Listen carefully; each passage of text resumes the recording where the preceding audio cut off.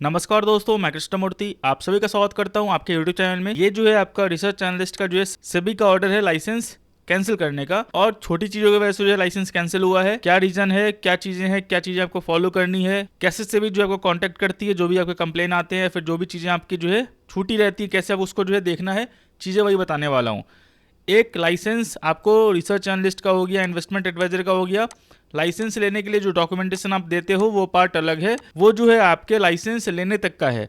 Licence लेने के बाद जो है आपको जो है रेगुलेशंस फॉलो करना पड़ता है। जैसे मान लो रिसर्च एनालिस्ट रेगुलेशन है आपका 2014 का, तो 2014 में जो जो चीज़ें आप बताई गई हैं कि आपको रिसर्च एनालिस्ट को क्या करना है, क्या क्या नहीं करना है, वो सारी चीज़ें आपको फॉलो करनी पड़ेंगी। ऐसा नहीं कि लाइसेंस मिल गया आपको। बहुत से लोगों का क्वेरी आता है, सर मुझे लाइसेंस 6 महीने से मिला हुआ है और मैं सिर्फ बाई सेल होल्ड कॉल देता हूँ, मतलब बाई आईटीसी सेल आईटीसी, और उसका कुछ ना मैं रिपोर्ट बनाता हूँ, रैशनली मेंटेन करता हूँ, कुछ भी नहीं है। बस मैं उसका रिकॉर्ड रखता हूँ कि मैंने कॉल बाई दिया है, किस प्राइस पे बाई दिया है, किस डेट को बाई दिया है, टारगेट क्या था, स्टॉप लॉस क्या था। ये तो हो गया आपका कॉल का रिकॉर्ड, आपने कॉल दिया है, किस बेसिस पे दिया है, उसका डिजिटल साइन है या नहीं है, वो चीज़ें कौन देखेगा, तो वो बहुतों को नहीं पता होता है। सिंपल सी बात है, वो आप रेगुलेशंस पढ़ोगे लाइन बाय लाइन तो चीज़ें वहाँ पे लिखी होती है और सब कुछ आपको फॉलो करना है। ऐसा नहीं कि आपको एक चीज़ फॉलो करना है, क्योंकि जब कंप्लेंट आएंगे तो सारे के सारे जो है एंगल्स आपके चेक किए जाएंगे। वो ध्यान रखना, सारे एंगल चेक किए जाएंगे कि ये है या ये है या ये है, आपने मेंटेन किया नहीं मेंटेन किया है, तो वो चीज़ आपको कंसर्न बन सकती है। यहाँ पे जो मैं नेम नहीं दिखा रहा हूँ, क्योंकि नेम जो है वो बोलते हैं सर मेरा नाम जो है आप हाइड कर दो या फिर डिलीट कर दो वीडियोज़ को, नाम खराब हो रहा है। वैसे आप पब्लिक में अवेलेबल है, चीज़ें आप देख सकते हो। मैं बता रहा हूँ चीज़ें पॉइंट किस वजह से जो है दिक्कत होती है आपको या हो सकती है, वो चीज़ें आपको करेक्ट करनी है। सिंपल सी बात है। यहाँ पे देख लो, एक बैकग्राउंड बता दूँ, जब भी आपको सेबी का मान लो कोई शक होता है या फिर जो चीज़ें होती है, सेबी को पता कैसे चलेगा आप गलत कर रहे हो या नहीं कर रहे हो। सिंपल है, सेबी को इतने सारे रिसर्च एनालिस्ट इन्वेस्टमेंट एडवाइजर को पता कर पाना मुश्किल है। अगर उसके पास कंप्लेन नहीं जाता है तो वो मान के चलती कि आप जो है अच्छा काम कर रहे हो। सिंपल सी बात है, भले आप कंप्लाइंस फॉलो नहीं कर रहे, जो चीज़ें हैं आप नहीं कर रहे हो, वो जो है आपको इंटरनली देखने नहीं जाती है जब तक कंप्लेन नहीं जाता है। सिंपल सी बात है। आप बोलोगे सर जब कंप्लेन जाएगा तो वो कंप्लेन जो है मुझे फॉरवर्ड करेगी इस कोर्स पे, बिल्कुल फॉरवर्ड करेगी इस कोर्स पे, आपको इस कोर्स पे चला आएगा। तो सर मैं उसको रिजॉल्व कर दूँ तो देखो, दो टाइप के कंप्लेन होते हैं, एक होता है सीवियर, एक होता है नॉर्मल। नॉर्मल का मतलब आपने जो है अनजाने में जो चीज़ें बोली हों या फिर मान लो कुछ की हों, तो वहाँ पे सेबी क्या करती है, सेबी जो है उसको रिजॉल्व करने के लिए आपको जो है स्कोर्स पे डाल देती है कि मतलब आप स्कोर्स पे चले आएँ और जो भी चीज़ें हैं रिजॉल्व कर दें। अगर मान लो सीवियर हुआ, सीवियर का मतलब हुआ कि आपने फ्रॉड किया है या फिर आपने रिटर्न प्रॉमिस की है या फिर आपने क्लाइंट को बोला है सर आप पैसे डालो, मैं आपका यूज़र आईडी पासवर्ड यूज़ करता हूँ और चीज़ें ऐसे करता हूँ, प्रॉफिट शेयरिंग की हो आपने, जो कि बहुत स्ट्रिक्टली नॉट अलाउड है, तो वहाँ पे क्या होगा, सेबी आपको शायद वो कंप्लेन फॉरवर्ड ना करे स्कोर्स पे। पहले वो क्या करे, पहले वो अपना इन्वेस्टिगेट करे। इन्वेस्टिगेट करे मतलब आपका वेबसाइट चेक करेगी, वो वेबसाइट पे क्या लिखा हुआ है, आपका सोशल मीडिया वो चेक करेगी, सोशल मीडिया पे क्या लिखा हुआ है, चीज़ें क्या लिखी हुई है, और वो प्रूफ पहले अरेंज करेगी। उनको पता है कि अगर मान लो मैंने कंप्लेन आपको दिया तो आप जो है एक्टिव हो जाओगे और वो चीज़ें जो है शायद आप डिलीट कर सकते हो या हाइड कर सकते हो। तो इस केस में क्या होता है, जहाँ पे सीवियर कंप्लेन जाते हैं वहाँ पे क्या होता है, सेबी पहले प्रूफ जो है गैदर कर लेती है। अब क्या होगा, प्रूफ गैदर कर लिया, उसके बाद सेबी आपको स्कोर्स पे कंप्लेंट डालेगी कि आप जो कंप्लेंट को रिजॉल्व करो। जाहिर सी बात है, सीवियर कंप्लेंट है और जो चीज़ें हैं यहाँ पे ऑन रिकॉर्ड है। ऐसा नहीं है कि आप बोलोगे सर मैं यहाँ पे नहीं था, आपके सोशल मीडिया के थ्रू, आपके आईपी एड्रेस के थ्रू सब कुछ गया हुआ है, तो सब प्रूफ सामने रहता है। इसके बाद कंप्लेंट मिलने के बाद अगर आप मान लो डिलीट करते हो कुछ चीज़ें वेबसाइट से, तो सेबी उसको बोलेगी कि आपने जो है फैक्ट के साथ छेड़खानी की है। वहाँ पे जो है अलग से उसका जो है प्रोविज़न आता है, तो फ्रॉड का जो भी चीज़ें प्रोविज़न आता है वो अलग से आता है। तो इसीलिए जो है जब भी आप कंप्लाइंस देखते हो सेबी का, तो आपको सारा एंगल देखना पड़ता है कि चीज़ें कैसे ले जानी है, कैसे नहीं ले जानी है। अगर मान लो आप रिटर्न प्रॉमिस करते हो, जो ये चीज़ें हैं आपका, ये कुछ दिन तक चल सकता है, आपका कुछ दिन तक चल सकता है, मतलब मार्केट सपोर्ट कर रहा है तब चल सकता है। एक दिन ऐसा आएगा जहाँ पे क्लाइंट ने पैसे डाले, जो आपने बोली है वो चीज़ें नहीं होंगी, उससे बुरी होंगी, तो क्लाइंट कहीं जा सकता है। क्लाइंट सेबी के पास चला जाएगा, साइबर क्राइम में चला जाएगा, पुलिस के पास चला जाएगा, और आपके पास एक ही ऑप्शन है जो आपको बचाने वाला है, वो बचाने वाला है डॉक्यूमेंट्स। तो इसीलिए बोलती है जो भी चीज़ें होती है वो डॉक्यूमेंटेड रखनी है। आपको बताऊंगा, एक सीएन का मुझे केस आया हुआ था जो डिस्पोज हो गया है, लेकिन वो 2 महीने बाद रिप्लाई किया था, बताऊंगा चीज़ें क्या है नहीं है इसमें। कंसर्न आपको जो बचाने वाला है वो बचाने वाला है डॉक्यूमेंट्स और आपका कंप्लाइंस। जो चीज़ें हैं आपकी, यही 2 चीज़ें आपको बचाएंगी। बाकी जो है, जो भी कंप्लेन जाएगा सही मान के चलेगी, जो इन्वेस्टर बोल रहा है वो सही बोल रहा है। आपको प्रूफ करने के लिए डॉक्यूमेंट्स का सहारा लेना पड़ेगा जो आपने लिया है। अगर नहीं लिया है तो फिर आप भी जो है दिक्कत में आ सकते हो। यहाँ पे देखो सेबी का बैकग्राउंड ये है, सेबी सिक्योरिटी सेबी ने जो है आपको इंस्पेक्शन कंडक्ट किया था। कंडक्ट मेनली जो होता है कंप्लेंट मिलने के बाद ही होता है कि मतलब इसके खिलाफ, और ये जो डेट है आपका 1 अप्रैल 2021 से लेके 31 अगस्त 2022 तक का है। सेबी 5 साल तक कोई भी डाटा चेक कर सकती है, ध्यान रखना, चाहे वो 1 महीने का चेक करे, चाहे वो पिछले 5 साल का चेक करे या 1 साल का चेक करे। तो इंस्पेक्शन पीरियड जो सेबी का होता है वो 5 साल तक होता है। मतलब जो भी डेट है आपका, मतलब आपको लाइसेंस मिला इस साल जनवरी में, तो इस जो भी कॉल आप दोगे, उस कॉल को जो भी चीज़ें आप दोगे उस डेट से 5 ईयर्स के लिए आपको जो है सेव करके रखना है ड्राइव में।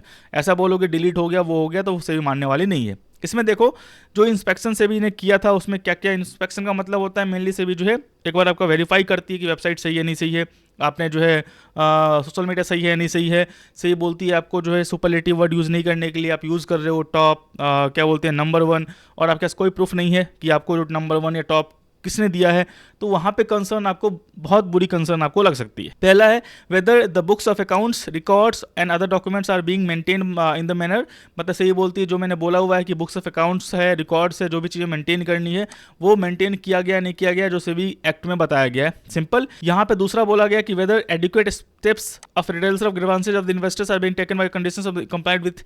इसका मतलब क्या है, जब भी आप डिस्क्लोजर डिस्क्लेमर लिखते हो, कॉपी पेस्ट किए हो तो अलग बात है, वहाँ पर चीज़ें समझ में नहीं आएंगी आपको। अगर आप लिखते हो तो वहाँ पे आपको लिखना पड़ता है कि आप जो है जो भी चीज़ें हैं, या फिर मान लो लाइसेंस मिलने के बाद आप अपने कंप्लेन को, ग्रीवांसेस को कैसे रिजॉल्व करोगे वो आपको लिखना पड़ता है, ठीक है। तीसरा जो है whether the provision of SEBI act research analyst regulations and circulars issued under being complied with और नॉट, जो भी सेबी का सर्कुलर आता है टाइम टू टाइम, या फिर जो रेगुलेशंस है उसको आप अच्छे से फॉलो कर रहे हो नहीं कर रहे हो। तो ये तीनों चीज़ें जो सभी जो है इससे मांगी थी डिटेल्स, दिखाता हूँ मांगी डिटेल्स क्या क्या मांगी हुई थी। लोग डर जाते हैं या पता नहीं रिप्लाई क्यों नहीं करते। सभी का जो कंप्लेन आता है, अगर आपने कुछ गलत नहीं किया है तो रिप्लाई करें, कोई दिक्कत नहीं होने वाली। थोड़ी बहुत छोटी मोटी कंप्लाइंसेस अब से छूटे हैं, गलती हुई है, सभी उसको माफ़ कर देगी। जहाँ तक सीवियर ना हो, सीवियर का मतलब रिटर्न प्रॉमिस, प्रॉफिट शेयरिंग, आपने क्या बोलते हैं XYZ बोला है जो बिल्कुल अलाउ नहीं है, और आप मिस रिप्रेजेंट कर रहे हो, आपका कॉल स्टॉप लॉस हिट हो रहा है, आप बोल रहे हो कि मेरा कॉल 90% का सक्सेस रेशियो है, आप डायरेक्टली इनडायरेक्टली जो है आप कस्टमर को लालच कर रहे हो कि सर मेरा सर्विस जो है बेस्ट है, आप आओगे तो पैसा बनेगा आपका, तो वहाँ पे कंसर्न होगी आपको।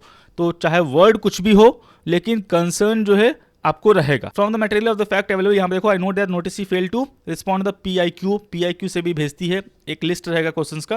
अगर सभी को डाउट हुआ तो वो 15, 20, 25, 30, 40, 50 जो भी क्वेश्चंस होते हैं वो क्वेश्चंस आपको भेजेंगे कि आप मुझे इसका रिप्लाई दो, कि आपने जो है क्लाइंट को ये क्यों बोला, क्लाइंट ने मैसेज भेजा है, इसने आपने क्लाइंट को ऐसा क्यों बोला, कौन से रेगुलेशंस पे फॉलो करता है, तो वो चीज़ें आपको जो है भेजनी पड़ती है।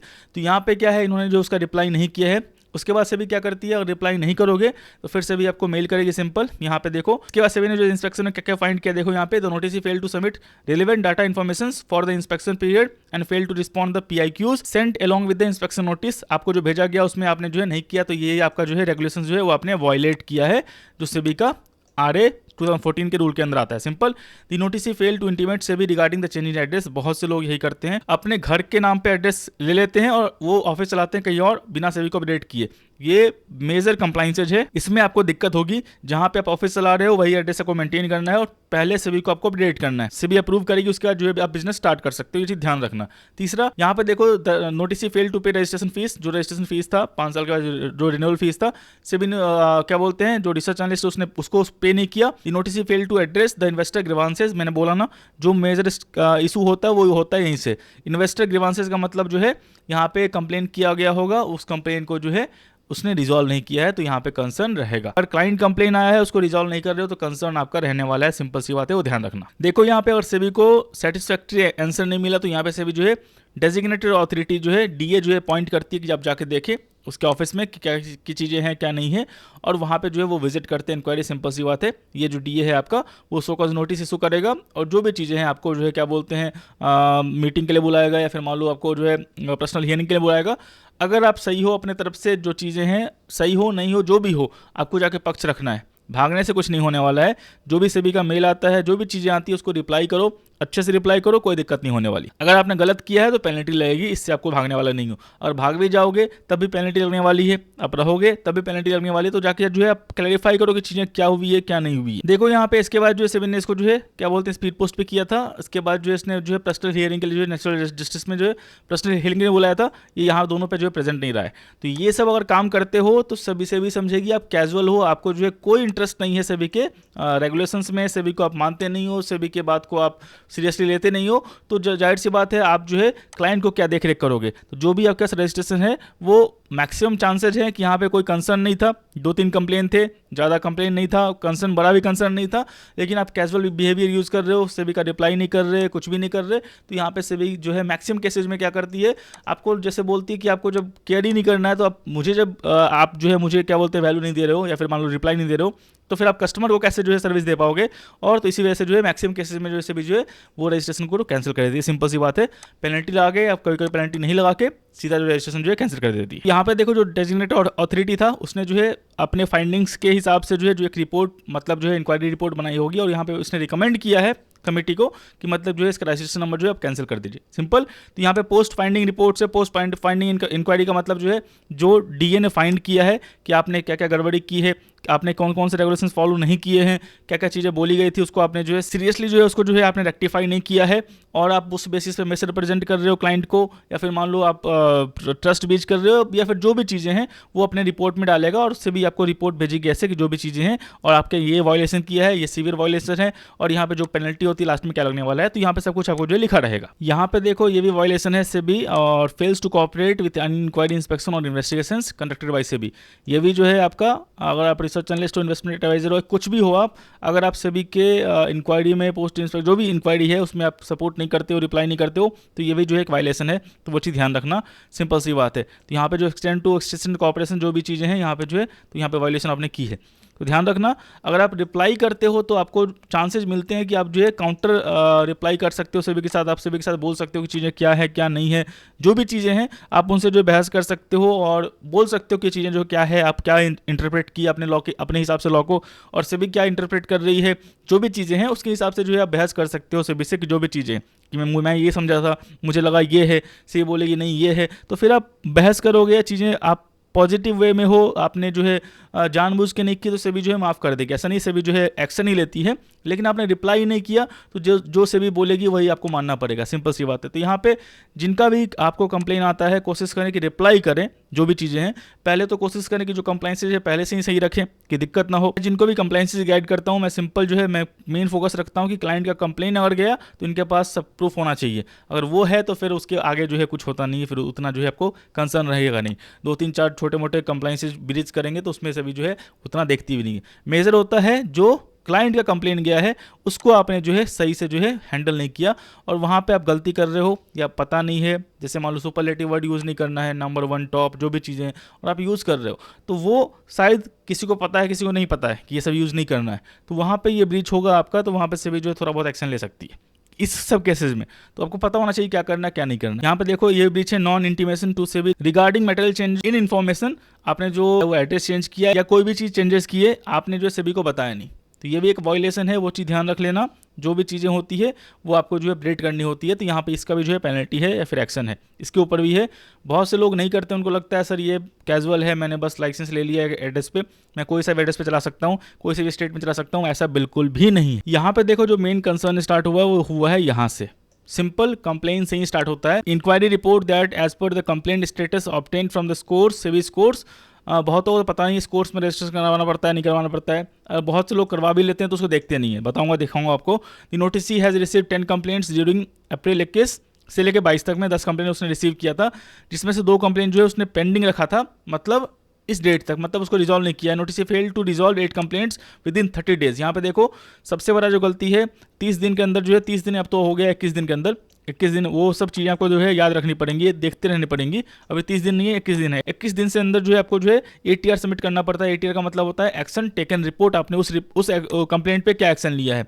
यहाँ पे 2 कंप्लेंट जो है उसका पेंडिंग है, और जो 8 कंप्लेंट रिजॉल्व भी किया है वो रिजॉल्व किया है 30 दिन के बाद। तो यहाँ पे जो भी है वो वायलेशन है आपका, वो चीज़ यहाँ पे देख लो। I noted that SEBI circular, इतना जो भी चीज़ें हैं यहाँ पे देखो, इंटरमीडिएट इंटरक्शन जो भी यहाँ पे लिखा गया है, मतलब कंप्लाइंसेस ऑलमोस्ट लिखा गया है। तो यहाँ पे इसका जो कंप्लाइंसेस ब्रीच था, तो यहाँ पे देखो इसके खिलाफ जो इसने वायलेशन किया उसमें 3 लाख का पेनल्टी भी है। और यहाँ पे जो यहाँ पे ऑर्डर है, यहाँ पे देखो aforesaid observation and findings cancel the certificate of registration of the notice is, यहाँ पे है हैविंग सेबी रजिस्ट्रेशन नंबर इतना, this order shall comes into force with immediate effect. मतलब जो इसका सेबी रजिस्ट्रेशन नंबर है वो कैंसिल हो गया है, सिंपल। अगर ये रिप्लाई करता तो यहाँ पे 3 लाख रुपीज़ पेनल्टी दे के जो है चीज़ें कूल डाउन हो सकती थी, या फिर मान लो जो भी चीज़ें होती, लेकिन इसने रिप्लाई नहीं किया, कैजुअल बिहेवियर यूज़ किया है। तो सिंपल सी बात है, ऐसे केस में जो है कंसर्न रहेंगी, और यहाँ पे जो है सेबी का रजिस्ट्रेशन नंबर जो है वो कैंसिल हो गया है। तो आपको इन बातों का ध्यान रखना है। जो कंप्लाइंसेज, मेजर कंप्लाइंसेज हैं उसको आप अच्छे से फॉलो करें, चाहे स्कोर्स, ODR, चाहे आपका KYC हो गया, चाहे आपका FIU हो गया, एंटी मनी लॉन्ड्रिंग का हो गया, चाहे आप जो कॉल्स देते हो उसमें क्या क्या मेंटेन करना है, डिस्क्लोजर क्या रखना है, डिस्क्लेमर क्या रखना है, आप जो कॉल देते हो उसमें रिस्क आपको क्या डिस्क्लोज करनी है, वेबसाइट पे क्या रखना है, इन्वेस्टर चार्टर कहाँ रखना है, कंप्लेंट टेबल कहाँ रखना है, चीज़ें आपको पता होना चाहिए। यही सब जो मेजर कंप्लाइंसेज हैं उसी में से भी कंप्लेंट क्या बोलते हैं पेनल्टी लगाती है, बाकी में तो कुछ है नहीं। और चीज़ें आप फॉलो कर रहे हो अच्छे से, रिटर्न प्रॉमिस नहीं कर रहे, प्रॉफिट शेयरिंग नहीं ले रहे, जो भी चीज़ें अच्छे से कर रहे हो, तो फिर कोई कंसर्न नहीं है। यहाँ पे जेलेसी के लिए भी जो है क्लाइंट कंप्लेन कर देते हैं, तो उतना एक्शन नहीं होता है। आप चीज़ें फॉलो कर रहे हो। तो मैंने कितने का रिप्लाई किया SCN का, सबका केस डिस्पोज हुआ है। तो जो चीज़ें मेजर चीज़ें हैं वो आप फॉलो करो, आपको दिक्कत नहीं होने वाली। अब मैं दिखाता हूँ जो सिविल स्कोर्स में कंप्लेन आता है उसमें क्या होता है, चीज़ें कैसे होती है। देखो यहाँ पे जो भी होता है ATR का मतलब होता है एक्शन टेकन रिपोर्ट्स। जो भी आपको कंप्लेन आता है उस पर आपको ATR फाइल करना पड़ता है, क्या आपने उस के ऊपर एक्शन लिया है कंप्लेंट के ऊपर। यहाँ पर देखो ये बोल रहे हैं लूटिंग मनी, जो भी चीज़ें हैं, सिंपल सी बात है, क्लाइंट को प्रॉफिट होगा तो फिर आपसे मतलब नहीं है, क्लाइंट को लॉस होगा तो कहीं जाएगा। तो आपके, मैं ऑलरेडी फिर से बोलता हूँ, क्लाइंट किसी का नहीं होता। ये मुझे मेरे मैनेजर ने तो 2017 में बोला हुआ था, इसको मैं अपने माइंड में जो है रख लिया हूँ कि क्लाइंट किसी का नहीं होता। ये बात सही भी है, चाहे वो आप हो, मैं किसी और प्रोडक्ट का क्लाइंट हूँ किसी के लिए, मेरा क्लाइंट कोई और है, तो हर जो पर्सन है वो एक दूसरे का क्लाइंट है। सिंपल सी बात है, जब तक उसको सेटिस्फेक्शन है वो आपको कहीं नहीं जाने वाला है। जब उसको डिससेटिस्फेक्शन होगा या फिर मान लो उसको दिक्कत होगी, वो कंप्लेंट कहीं यहाँ वहाँ कहीं कर सकता है। तो आपको क्या बचाने वाला है? आपको बचाने वाला है डॉक्यूमेंट्स, आपको बचाने वाला है कंप्लाइंस, आपको बचाने वाला है जो चीज़ें आपने जो कम्युनिकेट की है वो क्लियर वे में है या नहीं है। तो चीज़ें ये आपको बचाने वाली हैं, ना कि आपको वो बचाने वाला है। क्योंकि चाहे वो जो भी हो, चाहे रिलायंस हो, जो भी, अगर मान लो मैं रिलायंस के खिलाफ या फिर मान लो मैं ITC के खिलाफ कंप्लेन करता हूं, तो जो मेरा कंज्यूमर कोर्ट है वो मेरा पक्ष ज़्यादा लेगा। तो यहाँ पे क्या होता है, जो छोटे इन्वेस्टर्स हैं जो कंप्लेन करते हैं सेबी को, तो सेबी उनका पक्ष ज़्यादा लेती है।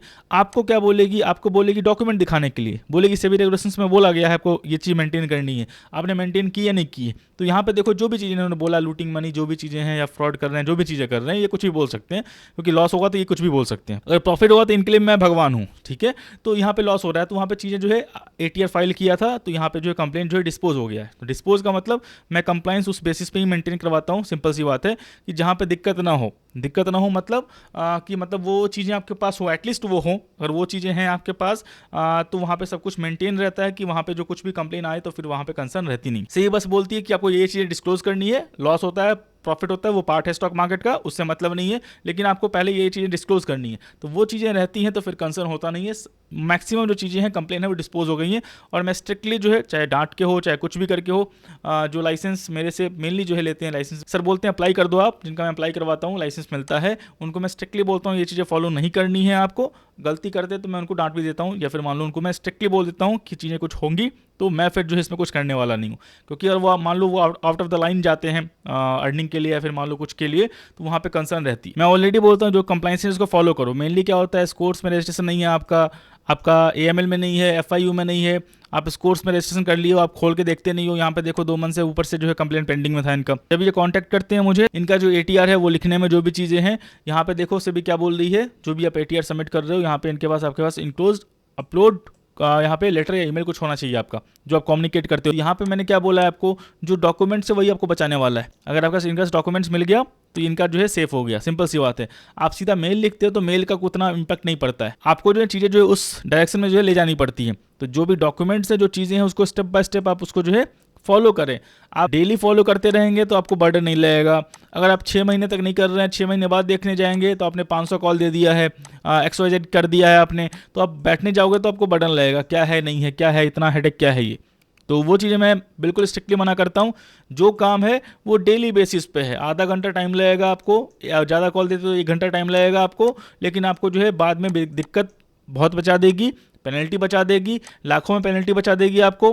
ठीक है, आपका इमेज अच्छा रहेगा। आप जो है रिसर्च एनालिस्ट अभी हो, उसके बाद आपको इन्वेस्टमेंट एडवाइजर बनना है, PMS लाइसेंस लेना है, तो आप जो है AIF लाइसेंस लेना है, आपको म्यूचुअल फंड लाइसेंस लेना है, तो वहाँ पे आपका जो बैकग्राउंड हिस्ट्री है वो क्लीन रहेगा, आपको दिक्कत नहीं होने वाली। एथिक्स आपका क्लीन रहेगा, बैकग्राउंड हिस्ट्री क्लीन रहेगी, आपने डिस्क्लोजर कंप्लायंसेस फॉलो किए हैं वो क्लीन रहेगा, तो फिर कंसर्न नहीं होने वाला। ये सब चीज़ों की जानकारी होनी चाहिए। आप खुद से भी पढ़ सकते हो, किसी से सपोर्ट भी ले सकते हो, जहाँ से भी आपको लगता है कि आसानी से मुझे जो है हेल्प मिल सकती है, आप कर सकते हो। मैं आशा करता हूँ वीडियो जो है आपको अच्छा लगा। वीडियो अच्छा लगा लाइक करें, सब्सक्राइब करें, शेयर करें। तब तक दोस्तों धन्यवाद।